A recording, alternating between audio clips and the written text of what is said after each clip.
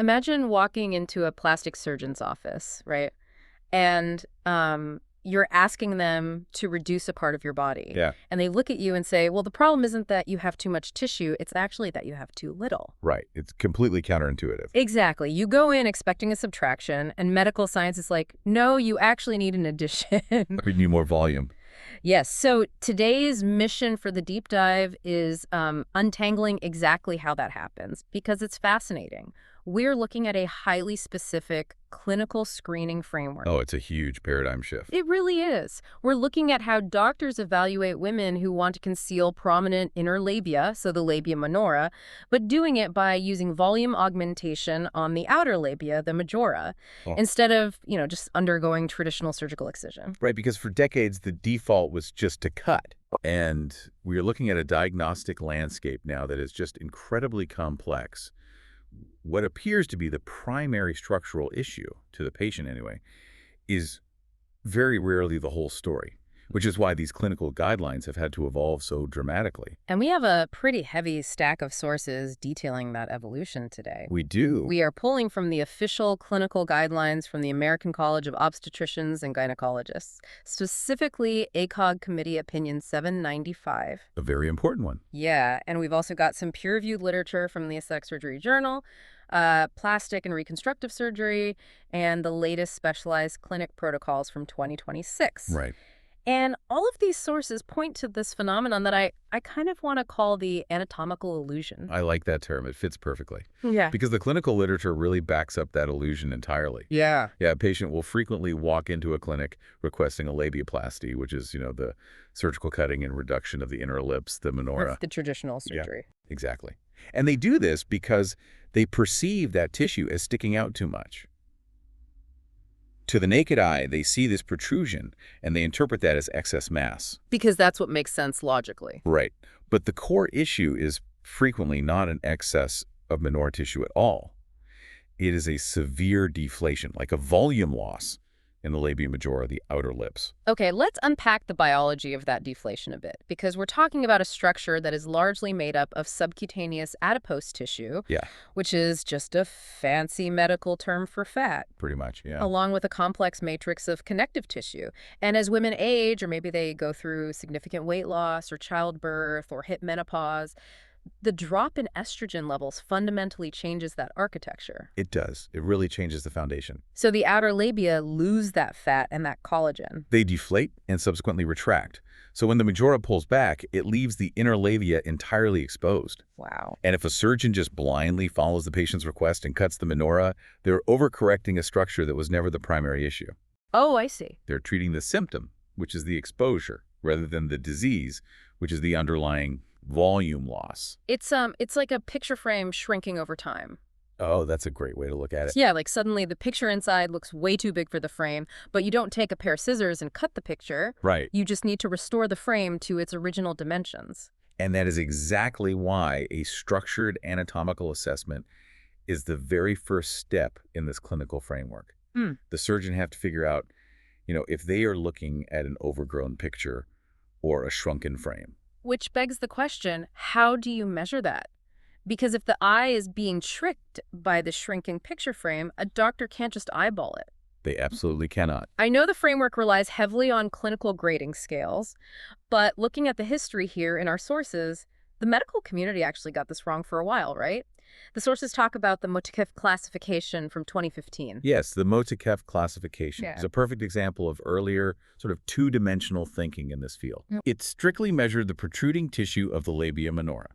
So grade 1 was a protrusion of less than 2 centimeters. He is 2 centimeters. Right. Grade 2 was 2 to 4 centimeters, and grade 3 was anything over 4 centimeters of protrusion past the outer labia. So it's literally just taking a ruler and measuring how far the inner lip sticks out past the outer lip. That's all it was. But wait, based on the shrinking frame analogy, that scale has a massive blind spot. A huge one. If it measures protrusion relative to the labia majora, and the majora has atrophied and shrunk all the way back, well, then the Motekef scale is going to massively overestimate the enlargement of the minora. Exactly. The outer starting point of the measurement has completely moved. Oh, wow. Yeah, the patient could have a perfectly average, biologically normal labia minora.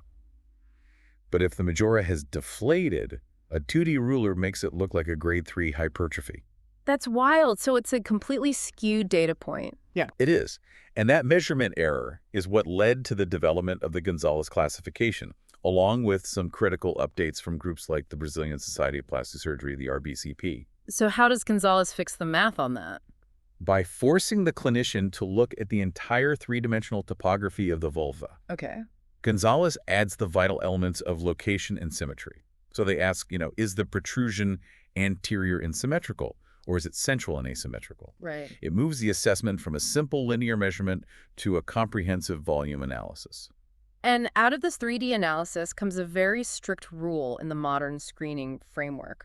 The literature calls it the grade 0 rule. Yes, grade 0. Which means if the labia minora measures 1 centimeter or less, surgical labiaplasty is strictly contraindicated. Correct. Meaning under no circumstances do you put this patient under the knife to cut that tissue. If a patient has 1 centimeter or less of minora tissue, but they are still experiencing, say, exposure or discomfort or chafing, the literature dictates that the only clinically indicated path is to correct the exposure by volumizing the labia majora. Restoring the frame. Exactly, restoring the frame. Okay, wait. I have to push back on this a little bit. Sure. Because what if a patient is in severe physical pain from friction in their clothing, even at that 1 centimeter mark? Yeah. Are you saying the guidelines flat out refuse them a surgical reduction just based on a rigid measurement on a ruler? The guidelines refuse excision in that specific scenario because cutting a 1 centimeter minora removes vital protective anatomy, and it routinely creates far worse functional problems down the line. Really? Worse problem. Oh, absolutely. Yeah. That tissue isn't just arbitrary skin. It serves a very specific biological purpose. Okay. It protects the vaginal opening, it houses a really dense network of nerve endings that are crucial for sensation, and it helps maintain the mucosal seal to prevent recurrent infections. Oh, wow. I didn't realize the infection aspect. Yeah, so if you surgically amputate that functional tissue down to nothing, you aren't actually solving the friction. Yeah. You are just exposing the vaginal vestibule to chronic dryness, chronic pain, and a heightened infection risk. Ah, okay. That makes a lot of sense. The math is there to prevent unnecessary amputation of healthy, functional tissue. Right. It's not just to dismiss the patient's pain. Exactly. So to avoid the guesswork of the naked eye and, arbitrary rulers, the screening framework has shifted towards some highly objective, pretty high-tech tools. I saw the Vaginal Health Index, the VHI, and the Vulvar Health Index, the VHI. Right.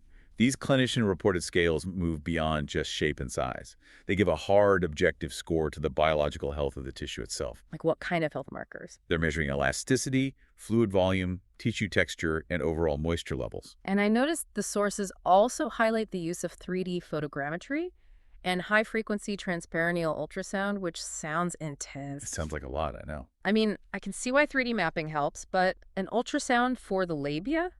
I'm assuming that's because you can't actually see the fat loss from the outside, so the ultrasound lets you peer under the skin to see exactly what the structure looks like. That's exactly it. Ultrasound allows the clinician to quantify the invisible architecture. Okay. It measures the dermal thickness, which is the actual skin layer, and the fascial distance. The fascia being the connective tissue. Right, the structural connective tissue layer beneath the skin that holds everything in place. And the ultrasound also maps the precise volume of the adipose sac, which is the specific pocket where the fat is stored. So they can see exactly what's missing. Yes. By mapping this, a doctor isn't just guessing how much volume is lost.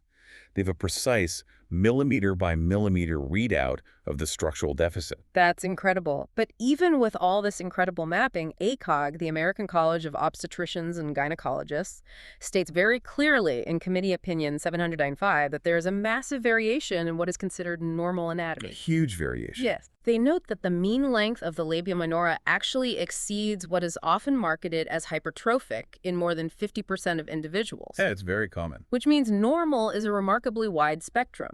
So this clinical framework is constantly having to balance between objective measurements and natural human variation. Well, the framework is designed to protect the patient, not to pathologize natural aging or natural anatomy. Right. If a patient comes in deeply distressed and they're insisting on a cosmetic alteration, the high-tech mapping and grading scales ensure the doctor provides the safest anatomical solution. Which is usually volume. Right. The data universally shows that volumization is significantly safer and often more anatomically correct than excision. Okay, so that covers the physical, the anatomical side of the screening. But, Mm. if a shrinking picture frame can trick a surgeon's highly trained eye, it really makes me wonder how distorted a patient's own perception must be when they look in the mirror every day. That is a very real concern. Moving from the physical to the mental, a responsible framework requires rigorous psychological evaluation, just to separate an actual physical complaint from a purely psychological one. Absolutely. The ACOG baseline establishes that pre-surgical psychological screening is an absolute mandate. Okay. The core objective here is identifying body dysmorphic disorder, or BDD. Which is a very serious psychiatric condition. The sources define the indicators as a severe obsessive preoccupation with a perceived flaw in appearance. Yes. A flaw that others might not even notice or would view as incredibly minor. And the patient engages in repetitive behaviors like constant checking in the mirror, attempting to hide the area. Constantly seeking reassurance, too. Right. And it leads to severe avoidance of intimacy, exercise, or just basic social situations. The clinician's job here is deeply nuanced because, a patient seeking cosmetic gynecology is by definition dissatisfied with their body. Right, or they wouldn't be there. Exactly. So the screening framework must differentiate between standard body dissatisfaction and a clinical psychiatric disorder. And the literature draws a clear line in the sand there. BDD patients exhibit significantly higher levels of underlying anxiety, clinical depression, and actual social dysfunction. Right. If a patient says, "I hate how this looks in my workout clothes," that points to dissatisfaction. Yeah, normal dissatisfaction. But if a patient says, "I have stopped leaving my house, I cannot let my partner see me in the dark, and I spend 4 hours a day fixated on this," that points heavily toward BDD. Exactly. And operating on a BDD patient is strictly contraindicated. Because surgery will never resolve internal psychological distress. Right. A patient with BDD will almost always be profoundly dissatisfied with the surgical result. Or their dysmorphia will simply migrate to another part of their body. Well, here's where the nuance really kicks in for me. If a patient is just feeling anxious or embarrassed about their anatomy, does that automatically disqualify them from getting the augmentation? It does not at all. Okay, good. The clinical protocols are very careful not to penalize normal human emotion. Experiencing anxiety or embarrassment alone does not rule a candidate out. Because it's a sensitive area. It is completely natural to feel nervous when discussing such a private, intimate concern, especially if a patient has dealt with years of physical discomfort or sexual embarrassment. So, a good candidate, according to the sources, has a clear, definable concern. They have realistic expectations about what restoring that volume can achieve. Realistic is the key word there. And most importantly, they have a desire for improvement, not perfection. Right. They understand that biological structures naturally vary in symmetry and shape, and they aren't chasing some impossible airbrushed ideal. And the protocols also note that if a surgeon recommends mental health treatment before proceeding with any physical intervention, it's a protective, compassionate step. It's not a rejection. No, it ensures the patient is emotionally grounded enough to make a confident decision and navigate the recovery process. Now, alongside that psychological evaluation, there is another critical hurdle. The clinician has to rule out underlying medical causes for the patient's physical discomfort. Yes. I saw GSM mentioned repeatedly in the sources. Genitourinary syndrome of menopause? Yes, GSM. I'm assuming this ties back to that estrogen drop we talked about earlier. When the body is starved of estrogen, the tissue fundamentally changes, meaning you can't just pump it full of filler and call it a day. You've outlined the exact biological mechanism there. GSM encompasses the severe physical changes in the vulva, the vagina, and the lower urinary tract related directly to menopause. Okay. Estrogen is what maintains the thick, healthy mucosal lining and that robust collagen matrix in those tissues. So when estrogen drops, that tissue becomes incredibly thin, dry, and fragile. It just loses its elasticity. Which explains why a patient with GSM might come in complaining of severe friction, burning, or tissue tearing. Exactly. Yeah. And if the primary driver of the discomfort is cellular atrophy from GSM, well, the standard of care requires addressing that biological deficit first. You have to fix the tissue health. Right. Yet to restore the fundamental health of the tissue Yeah. using vaginal estrogen therapy, localized moisturizers, or comprehensive hormonal review. Because volume doesn't cure cellular atrophy. Exactly. If you inject filler into fragile estrogen-starved tissue, you haven't solved the friction or the dryness. Okay, so let's say we have our ideal candidate. They've gone through the anatomical screening. They genuinely have labia majora volume loss. Okay. They've passed the psychological screening with realistic expectations, and they've passed the functional screening, so no severe GSM or active infections. Right. The doctor has objectively justified volumization over excision. What are the actual medical interventions they use? Well, aesthetic gynecology is really mirroring the evolution we saw in facial aesthetics 20 years ago. Oh, interesting. The field is moving away from purely excisional subtractive surgery, which is simply cutting away tissue and moving toward restorative volumization. Okay. And the literature focuses on three primary modalities to achieve this in the labia majora. Let's start with autologous fat transfer, which seems to have the longest track record in the literature we read. It does. Fat grafting is widely considered the gold standard for long-term volume restoration. Because it's your own fat. Right. It's a two-stage procedure performed in a single session. First, the surgeon harvests fat from another part of the patient's body, typically the abdomen, flanks, or thighs, using liposuction. And then the harvested fat is rigorously purified. I read they spin it down in a centrifuge to remove fluids, blood, and damaged cells, Yes. isolating only the healthy, viable fat cells, which are then grafted into the labia majora. The mechanism of success here relies entirely on neovascularization. Okay, break that down for me. So, because it is the patient's own living tissue, those transferred fat cells must quickly establish a new blood supply in their new location. Oh, they need a blood supply to survive. Exactly. If they do, the results can last for years, if not permanently. And it feels completely natural because it is a natural biological structure. But the downside is that it is a surgical procedure. I mean, it involves liposuction, a longer recovery time, and patients absolutely cannot smoke. Oh, the smoking rule is huge. Because nicotine severely constricts blood vessels, which chokes off the blood supply and basically kills the newly grafted fat cells before they can even survive. That's exactly what happens. So for a patient who doesn't want liposuction, or maybe they don't have enough donor fat to harvest, the second modality is hyaluronic acid, or HA fillers. Right. And the literature highlights specific HA fillers formulated just for genital tissue, like Desiril and Nouveau Rose. Yeah. These injectables instantly plump the area and actively draw hydration into the tissues. But the technique described for this is fascinating to me. A cannula. Yeah, the sources detail that doctors use an 18-gauge blunt cannula to inject the filler rather than a sharp needle. I assume this has everything to do with the complex vascular anatomy down there? It is entirely about safety and anatomy. The vulvar region is highly vascularized. Lots of blood vessels. Exactly. There are major blood vessels and dense nerve bundles, particularly at the lower pole, the bottom section of the labia majora. If a clinician uses a traditional sharp needle, they risk piercing a major blood vessel. Yikes. Yeah, this can cause severe hematomas, or in a catastrophic scenario, vascular occlusion, where the filler material gets injected straight into the artery, blocking blood flow and causing tissue death.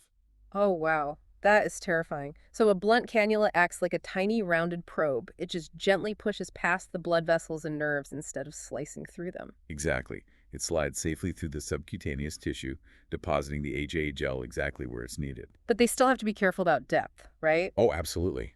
The practitioner has to master the depth of the injection. If they inject too deeply into that adipose sac we mentioned earlier, the filler disperses wildly, and the patient loses the structural lifting effect entirely. And the obvious catch with HA filler is that the body eventually metabolizes it. Depending on the specific product and, the patient's metabolism, it lasts anywhere from 6 to 12 months before requiring maintenance treatments. Right, it's not permanent. Which brings us to the third category, which seems like the cutting edge of this field: hybrid fillers and products like Renuva. Hybrid fillers are a remarkable development. They combine hyaluronic acid with calcium hydroxyapatite, or CHA. Okay, let me see if I have the mechanism right on this, because this is so cool. Yeah, for it. The HA gives you the immediate volume, the instant gratification, but the calcium hydroxyapatite acts as a biostimulator. It actually triggers the body's fibroblasts, those biological cellular factories that pump out collagen and elastin. That is the exact mechanism. Yeah. The CHA particles create a localized inflammatory response that wakes up those fibroblasts. Oh. So over the course of several months, even as the initial HA gel dissolves, your body is actively building its own natural structural scaffolding. That is amazing. You aren't just pitching a temporary tent with filler. You are planting the seeds for the tissue to rebuild its own foundation. That is incredible. And then Renuva takes an even wilder Oh, approach. Renuva is fascinating. The sources describe it as an extracellular matrix derived from highly purified cadaveric fat tissue. So it's an off-the-shelf fat transfer. But wait, how does injecting a cadaver matrix make my body grow its own fat? That sounds like science fiction. I know, it sounds crazy, but Renuva doesn't act as a traditional filler at all.